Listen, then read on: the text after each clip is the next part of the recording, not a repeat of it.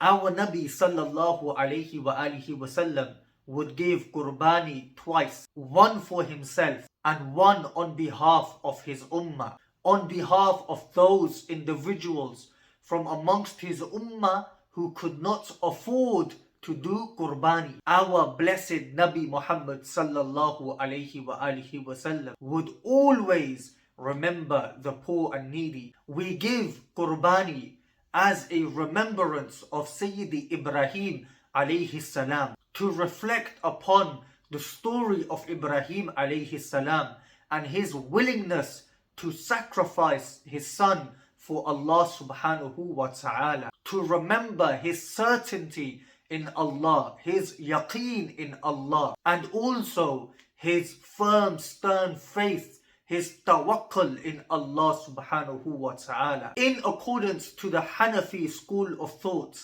Qurbani is categorized as being wajib. Upon whom is Qurbani wajib? A person would need to be a sane Muslim of a mature age who has reached the age of puberty. Qurbani is wajib upon the muqim, the person who is not traveling, meaning a person who is a musafir, who is traveling. Upon such a person, Qurbani is not wajib, rather it is only wajib, compulsory upon the muqim. It is also wajib upon those individuals who additionally own wealth which is beyond their means, and the wealth is equal to or more than the current level of nisab. Nisab is the threshold, the requirement for a person to become eligible to give Qurbani. What is the nisab in shariah?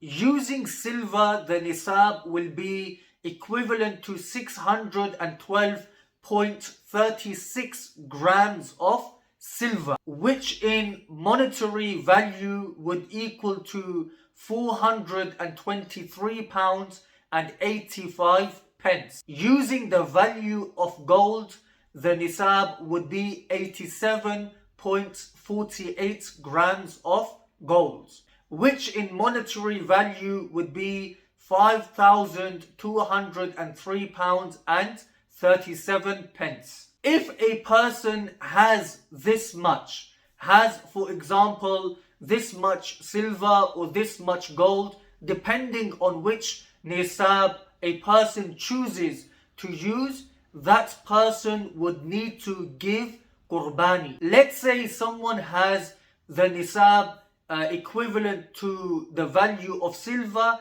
and actually has silver, does not have money, does not have currency, only has silver. What does such an individual do? The wujub, the compulsion of Qurbani is not lifted. Qurbani will still be wajib upon such an individual. That person would need to sell their silver or their gold and then offer Qurbani as per the Hanafi school of thought. If they do not desire to sell their gold or silver, they would need to borrow money from someone, and that way they would need to offer their Qurbani. The value of gold and silver does differentiate depending on which country you live in, so it is always best to contact your local imam, ask them for guidance, question them, inshallah ta'ala, they will